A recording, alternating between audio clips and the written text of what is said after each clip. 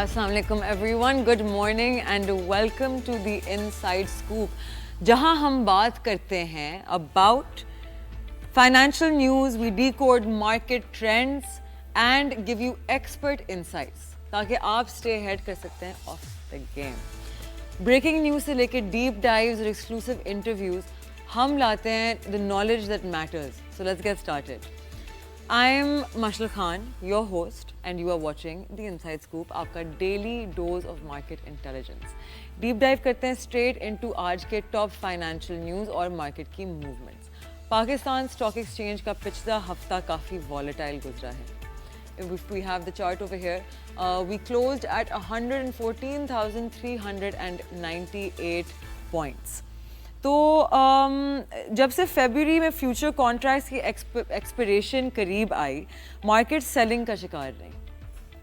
Capital market ने witness किया selling pressure on the first days of the week क्योंकि investors ने profits book किए due to an uncertain sentiment created earlier. However dynamics जल्दी बदल गए और बायर्स ने enthusiastically रिटर्न किया to the market during the later session क्योंकि मॉनेटरी पॉलिसी और IMF रिव्यू की वजह से हम विटनेस कर रहे हैं buying speed with the close market closing of 1400 points positive on Thursday and on Friday market ने ऐड किया another 685 points. As a result, KSE 100 index ने gain किया 1000 points this week and closed at, as we just spoke about, 114,398. So KSE 100 market capitalization stood at 3.5 trillion rupees, which is up 0.7% from last week. USD terms में बात करें तो फिर market is at $12.53 billion.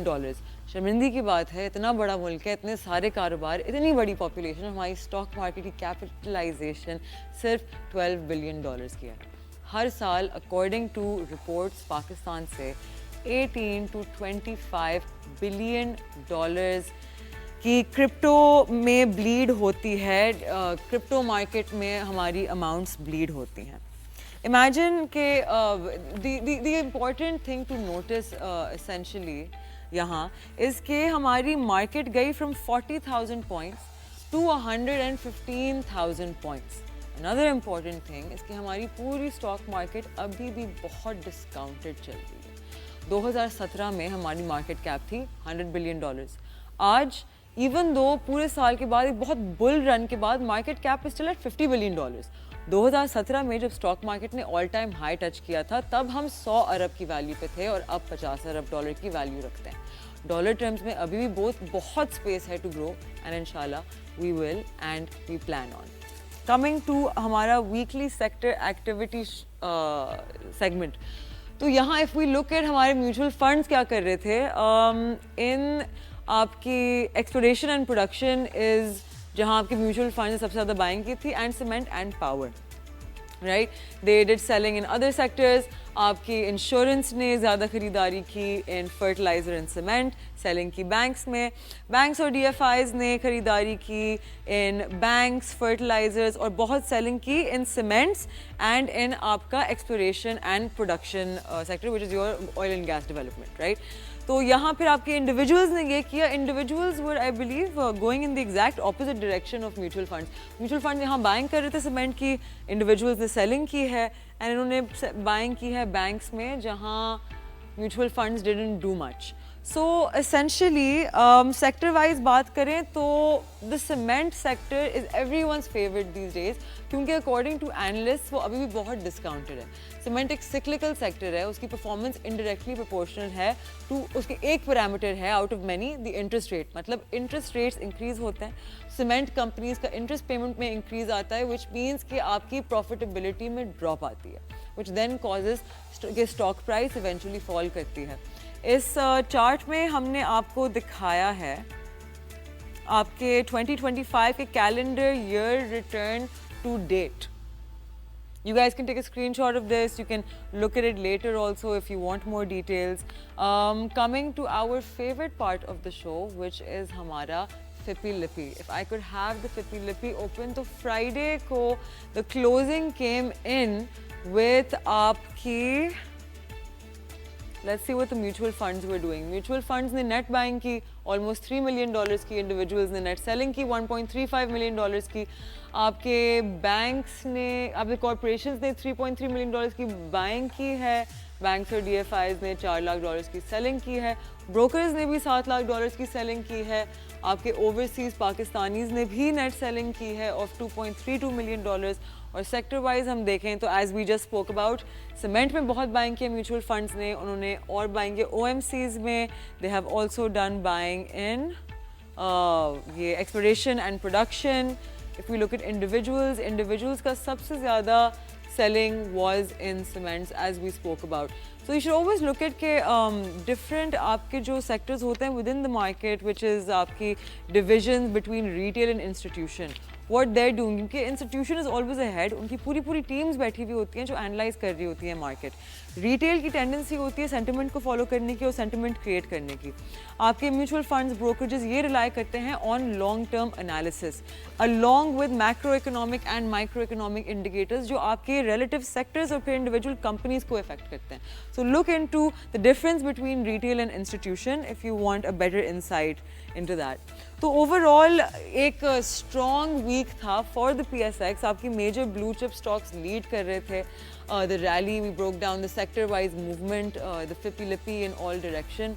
अब हम move करते हैं toward economics and global news का सेगमेंट ऑफ आवर शो. ये शुरू करने के लिए आपकी हमारी पहली न्यूज़ ये है कि चाइना ने रोल ओवर किया है $2 billion की लोन टू पाकिस्तान. पाकिस्तान जो इस वक्त पे भरपूर कोशिश कर रहा है to strengthen its finances after IMF का बेल आउट इन 2024. पाकिस्तान को IMF के लोन की पहली किस्त का एक रिव्यू चल रहा है एंड इफ सक्सेसफुल हमें another $1 billion मिलेंगे. रोल ओवर होता क्या है? इमेजिन करें कि आपके पास एक क्रेडिट कार्ड का बिल है जो इस मंथ ड्यू है, लेकिन आपके पास इतना पैसा नहीं है कि आप उसको रीपे करें. तो instead of paying it of आप एक और लोन लेते हैं और इस एक्सटेंडेड ड्यू डेट जो होती है वो पुश कर देते हैं bye paying a minimum amount. Finance में जब एक गवर्नमेंट या कंपनी रीपे नहीं कर सकती लोन को वक्त से, तो वो रोल ओवर करते हैं by taking a new loan to pay off the old one. ये उनकी मदद करती है टू अवॉइड डिफ़ॉल्ट, लेकिन ओवर टाइम वो डेट बढ़ती जाती है. दूसरी न्यूज़ ये है कि पाकिस्तान की government is negotiating A 1.25 trillion rupee loan with हमारे commercial banks.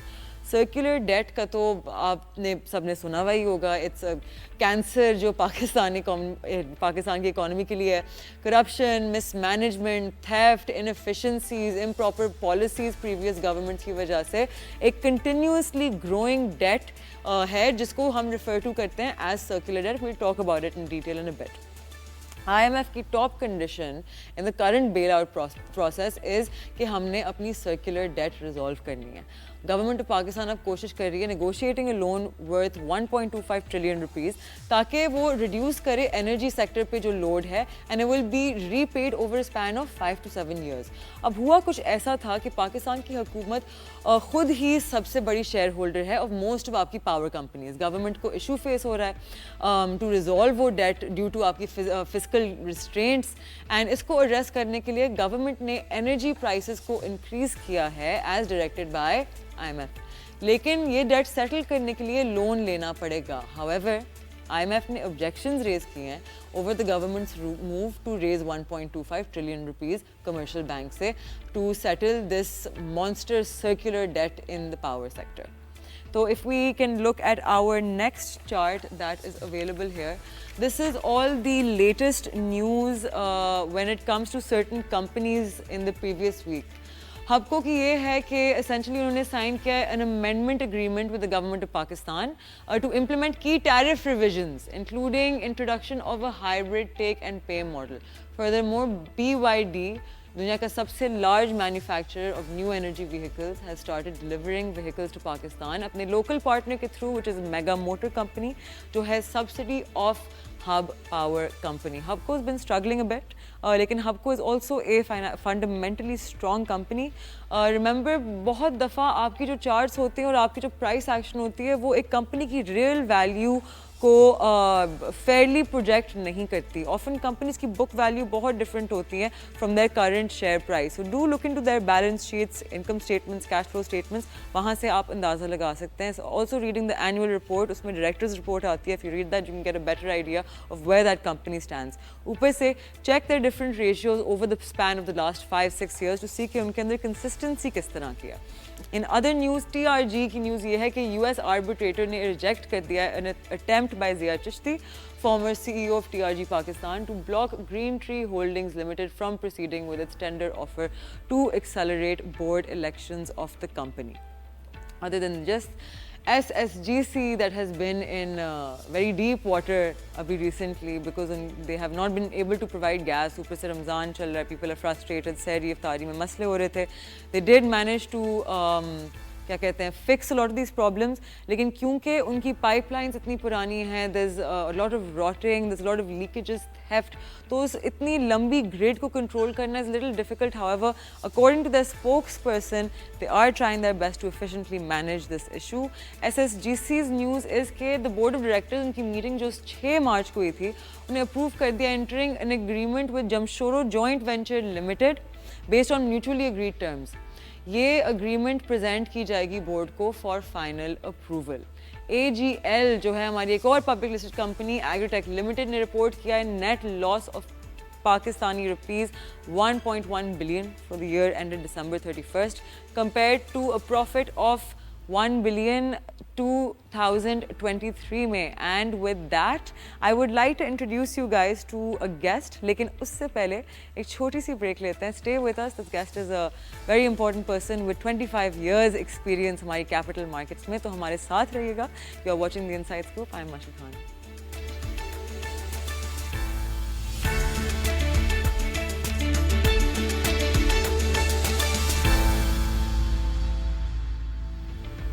Welcome back to the inside scoop. मैं हूं मशल खान और ब्रेक पे जाने से पहले मैंने आप लोगों को बताया था कि we have a very special guest with अस.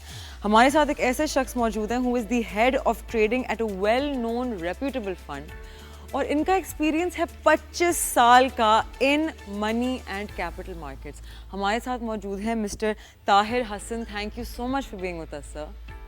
जी, वालेकुम अस्सलाम. Thank you so much for being with us, sir. We wanted to ask you some questions regarding हमारी इकोनॉमी, circular debt, finance, जो हमारे टॉपिक्स. तो आप बताना चाहेंगे कि आपकी अपनी कंपनी पे डेजिग्नेशन क्या है और आपका डे टू डे जो रोल है उसमें क्या क्या आपको करना पड़ता है? What you have to manage and look over throughout the day. I'm working as head of trading at AKD Investments Limited. ठीक है. My day-to-day role is managing the portfolio of basically 3 equity funds. Oh wow. And जी जी बिल्कुल, please continue. इसमें हमारे पास mainly 3 funds जो हैं, उसमें golden house stock fund है, एक AKD इस्लामिक स्टॉक फंड है और एक है AKD index tracker fund. Index tracker fund is जिसे कहते हैं ना landmark fund. Only AKD investment is offering index tracker fund. ठीक है, जो कि इन एक्चुअल 98-99% इंडेक्स को ट्रैक कर रहा होता है. तो अगर किसी ने इंडेक्स के ऊपर बेट लेनी है तो उसके लिए आइडियल है कि वो इंडेक्स ट्रैकर फंड में पार्टिसिपेट करे, तो उसके थ्रू वो इनफैक्ट इंडेक्स के ऊपर खेल सकता है. Okay, lovely. तो coming to the hot topic आजकल का जो है, सर्कुलर डेट क्या होती है और शुरू कैसे हुई? जी, आप रिपीट करेंगे प्लीज? जी बिल्कुल. तो आजकल जो मार्केट में बातें चल रही हैं, hot topic is circular debt. तो आप हमारी ऑडियंस को बताना चाहेंगे कि सर्कुलर डेट होती क्या है और शुरू कैसे हुई? अच्छा, सर्कुलर डेट के ऊपर सबसे आसान बताता हूँ कि हमारे पास हम एक अरसे से देखते आ रहे थे, एक चीज कहलाती है सब्सिडीज. ठीक है, गवर्नमेंट महंगा प्रिपेयर करके आवाम को सब्सिडी देके सस्ती गैस प्रोवाइड कर रही थी, दूसरी चीज़ों के ऊपर सब्सिडाइज इलेक्ट्रिसिटी दे रही थी. तो वो जो सब्सिडी का अमाउंट था वो इवेंचुअली सर्कुलर डेट में पाइल अप होता गया over the period of time, और इस वक्त इट्स अराउंड 2.5 ट्रिलियन rupees. आजकल talk of town is that government is trying to resolve that circular debt issue, ठीक है।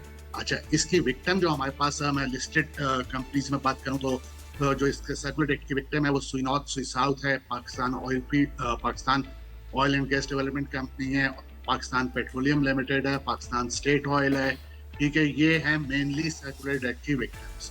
अच्छा, जनरेट कहाँ से हो रहा है? हम गैस सुई नॉर्थ, सुई साउथ इंडस्ट्रीज को दे रही है एट सब्सिडाइज्ड रेट, महंगा खरीदती है, सस्ता आगे बेचती है। उसके दरमियान का जो गैप होता है इवेंचुअली वो क्या होता है, गवर्नमेंट को ब्रिज करना होता है। और अगर आप पिछले कुछ अर्से देखें, हमारे पास एक गवर्नमेंट हमेशा डेफिसिट में चली होती है, तो वो एक डेफर पेमेंट्स खड़ी रहती है और पाइल अप होती जा रही है। तो जो ये एक सिंपल सा सर्कुलर डेट का डेफिनेशन है कि सर्कुलर डेट जनरेट कैसे हो रहा है। Thank you so much for that. So, sir, as all of us know, Pakistan के हालात about a year and a half, 2 years ago were not great. हमारी inflation was at a roaring high. उसके बाद नई government I, they tried to control things. आपको क्या लगता है कि हमारी government, current जो government है, how effective are they in solving our economic issues? क्या आपने 2-2.5 साल पहले शायद हम आप सब लोग एक ही बात कहते हैं, पाकिस्तान आज डिफॉल्ट होगा या कल डिफॉल्ट होगा। लेकिन आई मस्ट से आपकी जो इंटरिम गवर्नमेंट आई और ये जो करंट गवर्नमेंट है, इन्होंने चीज़ों को बहुत बेहतर तरीके से हैंडल किया है। नाउ हम वो जो एक फेज था ना जिसमें हम रोजाना बात करते थे पाकिस्तान आज डिफॉल्ट करेगा या कल डिफॉल्ट करेगा, हम उस फेज से निकल रहे हैं। अच्छा, साथ ही हमने क्या हुआ कि जो इंटरेस्ट रेट बढ़े थे हमारे पास, inflation went as high as CPI का नंबर हमने 30% के अराउंड भी देखा, ठीक है। वो वापस आ गया सिंगल डिजिट में। अच्छा, थ्रू मॉनेटरी टाइटनिंग हम लोगों ने डिमांड को बहुत अच्छी तरह से कंट्रोल किया और due to that lack of demand हमारी इन्फ्लेशन नीचे आनी शुरू। अच्छा, अब वो जो लैक ऑफ डिमांड है या डिमांड को कंट्रोल किया था, उसकी वजह से इन्फ्लेशन और हाई बेस इफेक्ट की वजह से इन्फ्लेशन वापस नीचे आ रही है। और हमने देखा कि लास्ट 1 ईयर में हम 22% डिस्काउंट रेट से 12.5% पे आ चुके। और फिर बात हो रही है कि अनदर से कल मंडे को monetary policy once again state bank is announce monetary policy, ठीक है ना। तो उसमें अप टू 1% कट की फिर बात हो रही है। तो we are moving towards single digit interest rates, जो इवेंचुअली ट्रांसलेट होना है आपके जाके ग्रोथ। अभी तक हम देखे, हमने सिर्फ और सिर्फ जो एक डिफॉल्ट वाला सिनेरियो था उससे हम एग्जिट ले पाए हैं, ठीक है। अभी तक हमारा वो जो ग्रोथ वाली चीज थी वो स्टार्ट नहीं हो पाई।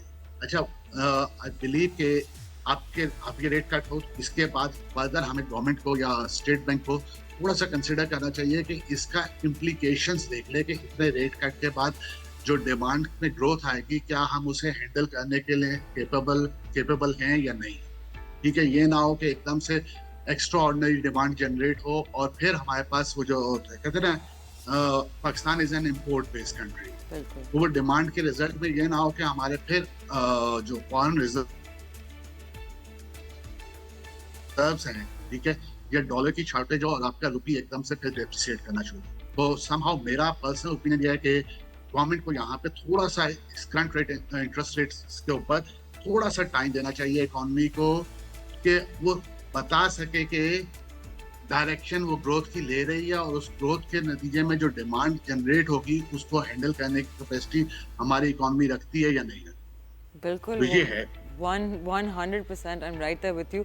I am also of the opinion कि हमारी current government जिस तरह से the way that Pakistan was, as you said, on the verge of bankruptcy, declaring bankruptcy, and we came back from that and we माशाल्लाह से came back very strong. इसलिए मैं तो personally कहती हूँ कि पाकिस्तानी वो चीज़ें तो किसी भी situation से अपने आप को निकाल लेते हैं, which is why I always say stay invested in the equity markets. मैं personally I am 100% equity.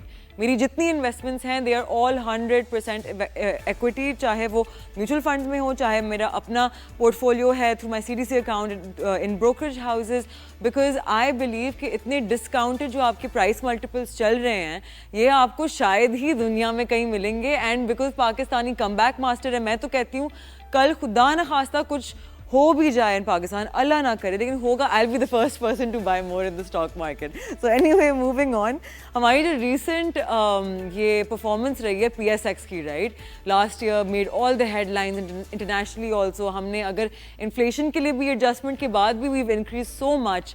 तो आपको क्या लगता है कि करंटली 2025 की क्या ट्रेजेक्ट्री है और आपको कौन से मार्केट स्ट्रक्चर्स फॉर्म होते हुए नजर आ रहे हैं? देखें, हमने लास्ट 1 ईयर में तकरीबन अप्रोक्सीमेटली, मैं अगर से 2000 जनवरी 2023 से बात करूं, तो अब तक हमने मोर देन 100% का इंक्रीज आया हमारे स्टॉक मार्केट इंडेक्स में. अच्छा, प्राइसेस भी उसी हिसाब से ग्रो किए हैं. अच्छा, अब सवाल ये पैदा होता है कि क्या हम पीक टच कर गए हैं या नहीं किया. अच्छा, मेरे in my humble opinion we are still far below from the peak. ठीक है ना. अभी हमारी जो फॉरवर्ड पी है मार्केट की, वो 5 से 6 है. ठीक है. अच्छा, अभी हमने थोड़ी देर पहले जो बात की कि जो अभी करंट इंटरेस्ट रेट सिनेरियो आया है, इसे ग्रोथ में ट्रांसलेट है और हमारी इकोनॉमी को थोड़ा सा टाइम चाहिए इस ग्रोथ को रिफ्लेक्ट करने के लिए.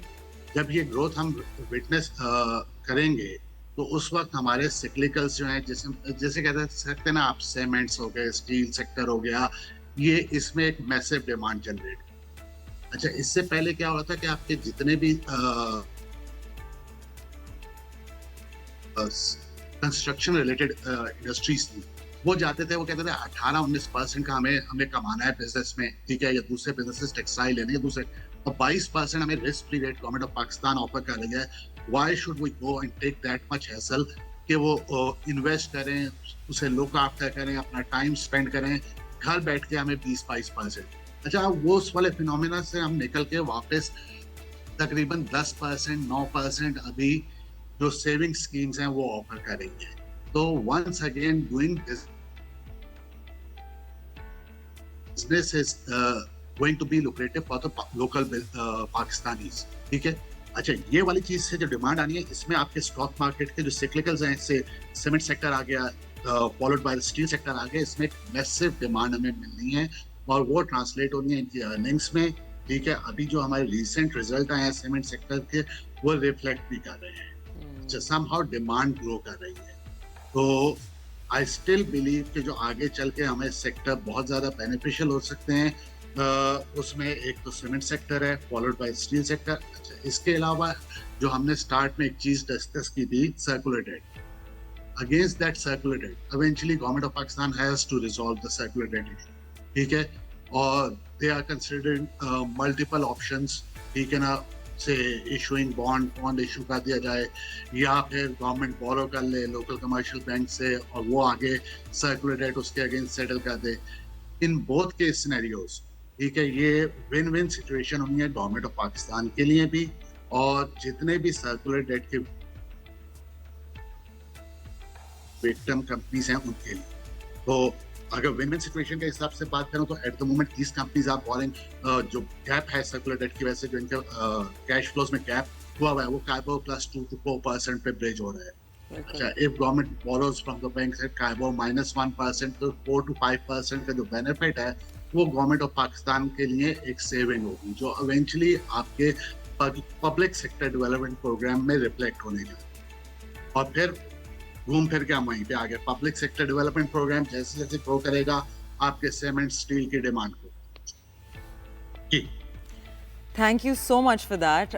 तो सर, हमारे जो इन्वेस्टर्स होते हैं ना, ऑफन उनको लगता है, स्पेशली न्यू इन्वेस्टर्स जिनका ज़्यादा टाइम नहीं हुआ होता मार्केट में, एक्साइटेड आते हैं, you know, they very eager, तो उनको लगता है कि वो ठीक उस टाइम पे इन्वेस्ट करेंगे जब मार्केट सबसे लो पॉइंट पे आई, और वो ठीक उस टाइम पे प्रॉफिट टेकिंग कर लेंगे जब मार्केट पीक पे होगी. तो आप उनको कुछ एडवाइस देना चाहेंगे अबाउट टाइमिंग द मार्केट?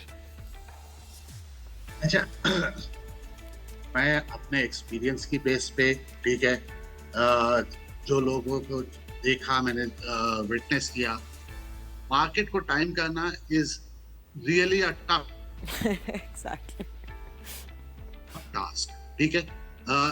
आपकी investment is not short term नहीं होती. ठीक है. Investment is always a long term. ठीक है. हमने कोविड वाला पैच भी देखा, 2008 में फाइनेंशियल क्राइसिस वाला भी देखा, फिर हमारे लोकल इकोनॉमीज में पॉलिटिकल इंस्टेबिलिटी की वजह से भी मार्केट को गिरते देखा। इसमें जितने भी लॉन्ग टर्म इन्वेस्टर थे जो इन्वेस्ट कर रहे थे, ठीक है, वो तो एंड रिजल्ट उनका है कि वो मार्केट में विन विन सिचुएशन में अभी भी है। जितने लोगों ने, ज्यादातर लोगों ने जिन्होंने मार्केट को टाइम करने की कोशिश की, ऑल्दो पिछले 2 साल में they made money out of it, but जो उनका एक्चुअल रिटर्न होना चाहिए था उससे बहुत कम है। कि वो टाइम करने के चक्कर में मोस्ट ऑफ टाइम एग्जिट लेते हैं, फिर दोबारा ऊपर आके दोबारा बिल्कुल बिल्कुल ऐसा अपने आप री इन्वेस्ट कर रहे होते हैं अपना कैपिटल। तो वो जो एक गैप बीच में छोड़ जाते हैं ना, तो उनका रिटर्न मार्केट के हिसाब से कम है। तो मैं लोगों को हमेशा, हम अपने इन्वेस्टर्स को ये सजेस्ट करते हैं कि लॉन्ग टर्म व्यू लेके इन्वेस्ट करें, और investment is a continuous process, just like a savings he eventually convert होती है इनटू इन्वेस्टमेंट्स। तो हर महीने या एक पीरियोडिक उस पे जो भी आपका टाइम स्लॉट है, पीरियड्स आपने डिफाइन किए हुए हैं, उसके ऊपर अपना सेविंग का अमाउंट अलहदा करते जाए और उसे इन्वेस्ट करते जाए फॉर अ लॉन्गर टर्म।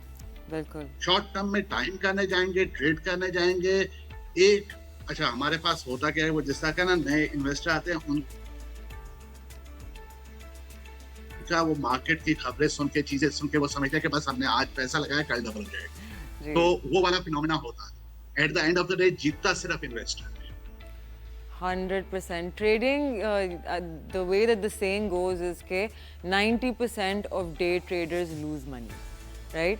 तो ट्रेडिंग आई थिंक सबसे ज़्यादा हमारे फंड्स ही करते हैं, बिकॉज आपकी डे टू डे रिडेम्पशंस आती हैं या आपके फिर इन्फ्लोज आते हैं, और आपने उसी वक्त अपना एक्सपोजर या तो बढ़ाना होता है या तो मिनिमाइज करना होता है according to how much your AUM is at. तो keeping in line with that, आप बताना चाहेंगे कि कौन सी strategies professional fund managers use करते हैं to outperform the market? क्योंकि ऑफन हमने देखा है जितने हमारे बड़े फंड्स हैं, like yours, like some other companies, उनके profit margins always beat the index. तो वो ऐसी कौन सी स्ट्रैटेजीज अपनाते हैं that allows them to out perform इस मैनर में? अच्छा, ठीक है, पहला आपने कहा कि ट्रेडिंग नॉर्मली फंड्स करते हैं, ठीक है, ये एक मिसकंसेप्शन। फंड्स नॉर्मली ट्रेडिंग में इंडल्ज नहीं, ठीक है। अच्छा, अब हमारी भी मजबूरी है कि हमारे पास पैसा अपना नहीं है, हमारे पास यूनिट होल्डर्स का पैसा है। अच्छा, यूनिट होल्डर्स मेनली जो रिटेलर्स हैं, ठीक है, ये जैसे कहते हैं ना, वो ऑनगोइंग वो मार्केट को टाइम करने की भरपूर कोशिश कर रहे होते हैं। बिल्कुल। तो जब अगर मुझसे मेरे यूनिट होल्डर ने पैसा मांग लिया है वापस, तो definitely I have no other option but to sell, ठीक है। समटाइम्स वो मेरा जो एक्सपीरियंस है, हम नॉर्मली जब मार्केट 2 दिन गिर जाती है या अंडर प्रेशर आई होती है, उस वक्त हम रिडेम्पशन प्रेशर फेस कर रहे होते हैं। जब मार्केट अपने नए हाईज बनाने जा रही होती है, तो यूनिट होल्डर्स को एकदम से ख्याल आता है वो हमने तो मिस कर दी मार्केट, तो वो दोबारा आ रहे होते हैं, तो पीक पे हम जाके फिर बाहर होते हैं। लेकिन वो जो क्वांटम है वो टोटल हमारे फंड साइज का वो 1 या 2% या 3% होता है, जो हम रिडेम्पशन आ रही होती है, AUMs में जो चेंज आ रहा होता है, जिसकी बेस पे हम इन्वेस्ट या डाइवेस्ट कर रहे होते हैं अपनी होल्डिंग्स को, ठीक है, वो 2 या 3% ऑफ द फंड साइज है, तो वो इररेलेवेंट होती है। हाँ, मार्केट में एक गॉसिप्स आते हैं कि फलाना फंड बेच रहा है, फलाना खरीद रहा है, उसकी बेस पे लोग अपनी जो है अपनी ट्रेडिंग एक्टिविटीज को टाइम करने की कोशिश करते हैं। नॉर्मली हम लोग जो फंड्स में स्ट्रेटेजी मेनली लेके चल रहे होते हैं कि एक होता है कि हमने एक इंडेक्स को फॉलो करना, ठीक है ना, तो हम अपने आप को 60 और 70% अप टू 60-70% ऑफ फंड को कोशिश करते हैं कि मार्केट के हैवी वेट्स के साथ अलाइन रखें। बाकी 30 to 40% of the fund available fund से हम अल्फा जनरेट करने की कोशिश करते हैं, जिससे हम मार्केट को आउट परफॉर्म कर सकें, ठीक है। उसमें हम देखते हैं जैसे कि ना रैपिड ग्रोथ जिनमें आ सकती है, जिन सेक्टर्स में या जिन कंपनीज में due to current ongoing economic scenarios, उसमें पार्टिसिपेट करते हैं। जैसा सपोज इस टाइम मैं अगर किसी को सजेस्ट करूंगा, मैं कहूंगा अब सीमेंट सेक्टर में अपने आप को ओवरवेट रखें। सपोज अगर सीमेंट सेक्टर का वेटेज मार्केट में 10% है, तो यू मस्ट हैव से 14 से 15% या 16% of your fund will be should be in cement sector, बिल्कुल. वो आपको अल्फा जनरेट करके देगा. अच्छा, at this point of time अगर टेक्सटाइल सेक्टर का जो वेटेज है इंडेक्स में, अगर वो 10% है, तो उसमें थोड़ा सा अपने आप को अंडरवेट रखें. ऑल्दो वो परफॉर्म करेगा, लेकिन at this point of time somehow मैं नियर फ्यूचर अपने टेक्सटाइल एक्सपोर्ट्स को कोई खास बढ़ता हुआ नहीं देख रहा. हाँ, आपने कहा कि पाकिस्तान वाले जो होते हैं ना, हर क्राइसिस से निकलने की बड़ी अच्छी कैपेसिटी रखते हैं. जी. इसके साथ एक चीज और ऐड कर ले कि दुनिया में जब भी कोई चीज ऑड होती है, तो उसका एंड बेनिफिशियरी हमेशा पाकिस्तान होता है. ओके. अभी हम रिसेंट जो चल रहा है इंटरनेशनल पॉलिटिक्स, उसमें आप एक चीज विटनेस कर रहे हो कि Trump is going to put tariffs on India, China, ठीक है, इवन कनाडा, मेक्सिको और मुख्तलिफ मुल्कों के ऊपर टैरिफ्स इम्पोज करने जा रहे हैं. अच्छा, अगर इसमें पाकिस्तान के हिसाब से बात करें, अगर वो चाइना के ऊपर टैरिफ इम्पोज करता है, इंडिया के ऊपर टैरिफ इम्पोज करता है, तो ऑल ऑफ अ सडन हमारी प्रोडक्ट जो इंटरनेशनल मार्केट में कंपेटिटिव एज हमें मिल जाएगा. कि हमारे ऊपर वो टैरिफ से एप्लीकेबल नहीं होंगे और हमारे टेक्सटाइल सेक्टर कैन ग्रो. ठीक है, लेकिन वो डिपेंड करता है कि वो टैरिफ्स किन किन सेक्टर्स के ऊपर इम्पोज किए जाते हैं फ्रॉम यूएस साइड. यूएस, इसमें कोई शक नहीं, यूएस बहुत बड़ी मार्केट है. पाकिस्तान का भी अगर आप मेजर एक्सपोर्ट्स देखें तो यूएस वाली साइड पे ही है. तो आई बिलीव कि टेक्सटाइल सेक्टर परफॉर्म करेगा, बट विद अ लैग. जब वो लैग के साथ परफॉर्म करना है, तो उसमें फॉर टाइमिंग अपने आप को अंडरवेट रखें, और जो इमीडिएटली परफॉर्म करते नजर आ रहे हैं सेक्टर, उसमें थोड़ा सा अंडरवेट रखें. At the end of the day आप एक अल्फा जनरेट करेंगे और इंडेक्स को आउट परफॉर्म करने की कैपेसिटी रखें. Thank you so much for that insight. तो Pakistan essentially has a lot of external, और वो ज़्यादातर है हमारी शॉर्ट टर्म. तो अगर हम अपनी की ऑब्लिगेशंस नहीं मीट कर पाएंगे, आपको लगता है कि डिफॉल्ट रिस्क है? हाँ, अभी तक जो चीजें चल रही हैं, उससे तो बज़ाहिर ऐसा लगता है कि हमने डिफॉल्ट रिस्क को अवॉइड कर दिया है और हम उसे सही तरह हैंडल कर रहे हैं. अच्छा, अब ये डिफॉल्ट रिस्क वाली जो बात करते हैं, वो किस तरह ग्लो कर सकता है, उसके पीछे एक ही रीजन हो सकती है, आपकी पॉलिटिकल इंस्टेबिलिटी. ठीक है, अगर खुदा ना खास्ता पाकिस्तान में फिर से कोई पॉलिटिकल इंस्टेबिलिटी या कोई पॉलिटिकल स्टंट होता है, तो उसका हम विक्टिम पाकिस्तान फिर से एक दफा वही वाला जो 2 साल पहले सुन रहे थे, पाकिस्तान डिफॉल्ट की तरफ जा रहा है, वो वाला सिनेरियो आ जाएगा. कुछ उसके पीछे एक सिंपल सी रीजन है.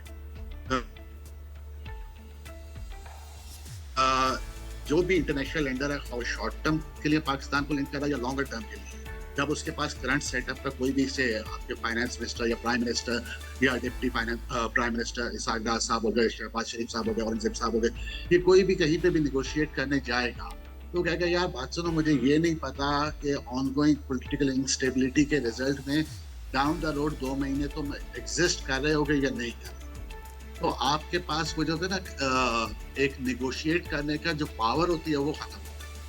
I believe कि ताहिर साहब जो थे was very much in line with जो मैं बार बार बोलती रहती हूँ, which is कि Pakistan is out of the danger zone. इंशाल्लाह करंट गवर्नमेंट ने चीज़ें बहुत अच्छी तरह से संभाली हैं. We're out of the grey. This is a great time to invest. Equities में जितना आप अरसा इन्वेस्टेड रहेंगे, उतना फ़ायदा है. ये लॉन्ग टर्म इन्वेस्टमेंट्स होती हैं. And with that, we are out of time. तो मैं आप लोगों से मिलूंगी कल, same time, same place. See you tomorrow. This was the Inside Scoop. I am Mashhur Khan. Take care. खुदा हाफिज़.